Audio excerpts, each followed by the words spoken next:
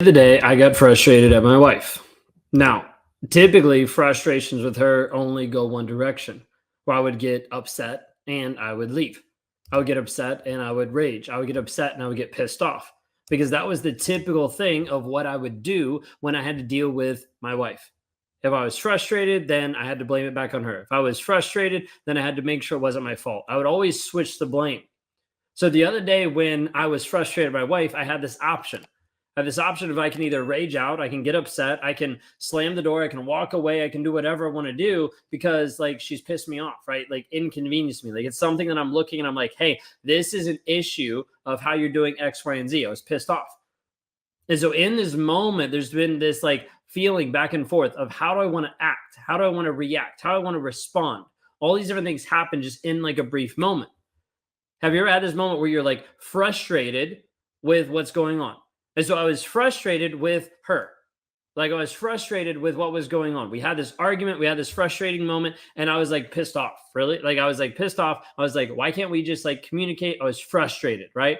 I wanted just to lash out, wanted just to respond, wanted just to be negative because that's my typical MO. That's how I've always shown up. That's what I've always done. When I've gotten frustrated, it activates this piece of guilt where I feel bad about myself. It tells me, hey, I'm a bad person. Then it activates the shame that says, oh, you are a bad person. You're an awful person. Then I have to blame it on someone else. Hey, it's your fault. I wouldn't be this upset if you weren't dealing with this, if it wasn't you for what you did, etc. Just make up something. And then I typically rage. And so this has been the MO for many years inside of the form of narcissistic abuse of how I actually treated my wife. So the other day when she frustrated me, I had a choice. I had a choice to rage out. I had a choice to walk away. I had a choice of how I'm going to show up or how I'm not going to show up. Now, the difference is years ago, I didn't have different tools. Now, what I mean by that is I have different tools now to help me in the moment actually deal with what's going on. That's called stacking. Stacking is a mental reframing of a situation so that it doesn't spiral me out into a place where I'm doing or saying something that isn't conducive for my family, that isn't conducive of how I actually want to show up as a man. And so when this happens, I get frustrated. We talk about it a little bit. We like come to like a simmering versus a boiling and a bubbling over, come to a simmering, and I'm supposed to go pick up food. Okay. I was supposed to go pick up food. That's why we got into an argument, et cetera, et cetera. Going to pick up food, take out my phone, stick it on the dash, hit my earbuds in, and I start talking through it. Start putting this all in to be able to say, hey, this is what I'm actually feeling. This is what's actually going on. And what this does is it mentally helps me reframe the situation, rewire my thought process, because otherwise the story I'm telling myself, she doesn't respect me, she's inconveniencing me, she's blah, blah, blah, all these different stories, right? These different things that are going to tell me, oh, this is what you have to do. You have to get compliance. You have to make sure she does what you want to do, all this kind of stuff. And so instead, I take it to this and I start to rewire my thought process, starting to change what I actually believe about the situation. So coming back to the table, I'm able to say, hey, I actually see where you're coming from. Like when I wrote it down, when I talk through it, I could actually see why you got upset. I could actually see why this happened. And so being able to come back to the table and say, hey, I actually get this. I actually understand. Being able to apologize for what I did, being able to apologize from her side, what she did, being able to come back and actually say, hey, we're working on this together. Completely different.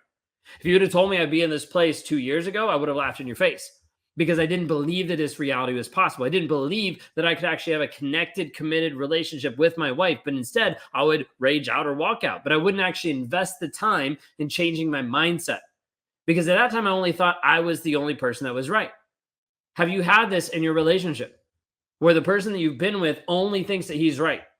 If you try to express your feelings, your emotions, anything like that, he puts you down. He beats you up. He pushes you to the side because you don't actually matter in his mind. I want you to understand that this is typically normal when you're dealing with a toxic narcissistic relationship. The other person, the narcissist in your life, doesn't actually care about you, doesn't actually care about your thoughts, your feelings, your emotions, your opinions, doesn't care. Okay. And oftentimes you're left there kind of like holding all of their shit and you're not able to say anything that's actually going on. This is a process that a narcissist will leave you confused, frustrated, and in a fog. And oftentimes you will never leave because you don't know what to actually do because you don't have any clarity of what's actually going on. This is the part that we have to work with you to help you get clarity, to help you actually see that when you're stuck inside of a trauma bond, when you feel like you're addicted to this toxic person, It's going to feel like withdrawals when you actually pull away. You're going to go no contact and be like, wait a second, I can't live without this guy. So you go back to him and you're like, why did I go back? Because he's not even healthy for me. But it's going to happen over and over and over again until we actually help you rewire the story that you're believing.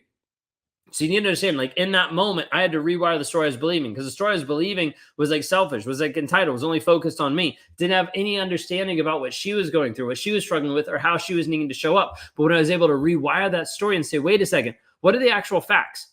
The facts are we're on the same team. Like the facts are she actually loves me. The facts are we're actually working this together. The facts we're both frustrated about the same thing and we're taking out on each other versus working together for a solution. And this is the thing that we have to walk people through, and we have to help you step through and understand how to get clarity about the situation that you're going through. Oftentimes you will believe an alternate version of reality. Now, does that mean you're believing something completely crazy, completely irrelevant, a lie? Possibly, because you might believe that the narcissist is going to change for you. You might believe that if you stay in the relationship long enough, that it'll get better when it's only consistently gotten worse. You might believe that, oh, if I ignore this, then the facts will no longer prove that he's a bad guy. And you need to understand we need to deal with the facts. We need to get really clear of what are the facts of the situation. And I need you to take a moment and just stop and be like, wait a second. Like, let's actually work through this and see what are the facts of what's actually going on in your relationship. Like, what are you actually dealing with? What is actually going on? What is actually like true with what's happening? What's been exemplified? What's been shown? What's been demonstrated? What are the facts? And as you look at that, I need you to take a pause and be like, I need you to look only at the facts, not the feelings, not your perception, not your idea, but just the facts of the situation. As you look at that, what does that tell you? Like, what does that show you of what's been happening in the relationship? That might show you that you've been mentally, emotionally, physically abused. You just haven't admitted it for a while. But then we have to work on how do we actually work through and change the thought process and change like what's actually going on. Because otherwise, you will continue to stay in a false sense of security, a false reality of what's actually going on. Narcissists do this all the time. They try to make sure that you don't know the truth. So as a result, you stay longer. Maybe if I figure it out, maybe if I try harder, maybe if I love him better, maybe. And all these different stories come into your head that confuse you and leave you stuck in a toxic relationship. How many of you feel like you have been or currently are stuck in a toxic relationship? Type in me into the chat. Like, does it feel like you are currently stuck? If so, type in me into the chat. Because I need you to understand, oftentimes you will feel stuck like it is your only option to stay. Like it is your only option to just be there. It's not an option to leave because no one's going to care about you. No one's going to love you. No one's going to love a single mom, and you're left alone being like, I don't know what to do.